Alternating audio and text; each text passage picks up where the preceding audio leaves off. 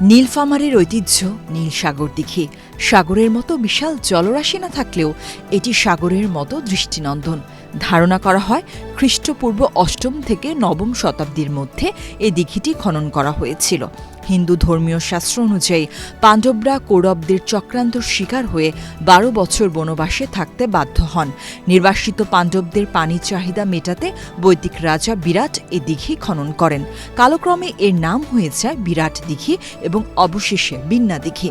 কেউ কেউ মনে করেন বিন্নাবতীর রাজার একমাত্র মেয়ে নামানুসারে বিন্না দিঘি নাম পরে নীলফামারী নামানুসারে নীল সাগর নামে পরিচিত হয়।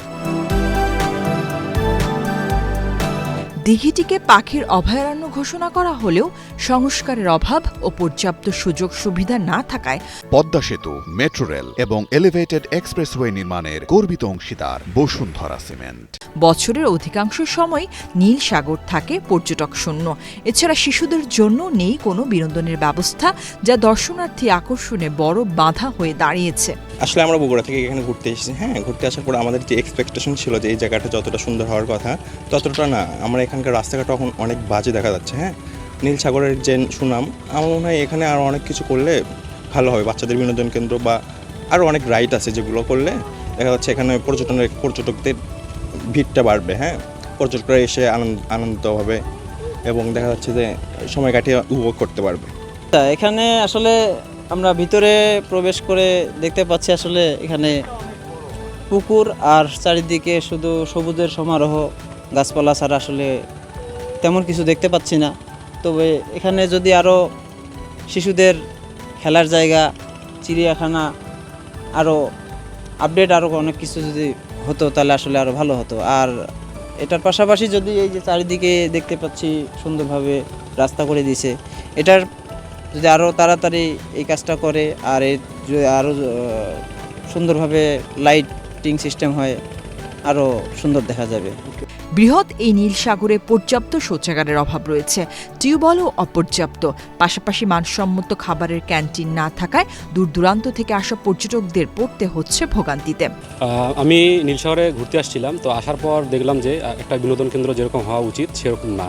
বর্তমানে ডিজিটাল যুগে চারদিকে যে বিনোদন কেন্দ্রগুলো উন্নয়ন হচ্ছে সেই তুলনায় কিন্তু নীল সাগরে তেমন কোনো উন্নয়ন হয়নি।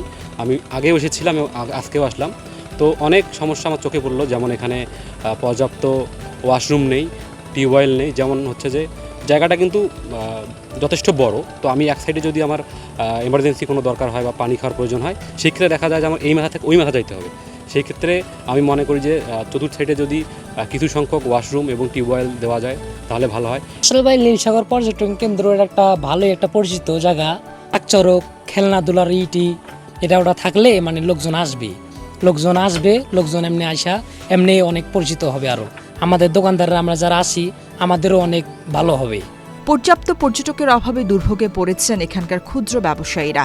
তাদের ধারণা, চিড়িয়াখানা, ভূতের বাড়ি সহ আকর্ষণীয় বিনোদন ব্যবস্থা গড়ে তোলা হলে সারা বছরই পর্যটকদের ঘাটতি থাকবে না। এখানে বন্ধুরা মিলে বেড়াইতে আইছি, পুকুর আছে আর গাছপালা আছে, আর দেখার মতো কোনো জিনিস নেই। চিড়িয়াখানা হলে ভালো হতো, আরও খেলার জিনিস যদি থাকতো তাহলে আরও ভালো হতো। প্রাকৃতিক সৌন্দর্য ঐতিহ্যের এই নীল সাগরকে ঘিরে রয়েছে বিশাল সম্ভাবনা। প্রয়োজন শুধু পরিকল্পিত উন্নয়ন, পর্যাপ্ত সুযোগ সুবিধা ও বিনোদনের ব্যবস্থা। এসব নিশ্চিত করা গেলে দেশ বিদেশের পর্যটকদের আগমন বাড়বে, মুখর হয়ে উঠবে পুরো এলাকা, এমনটাই প্রত্যাশা স্থানীয়দের।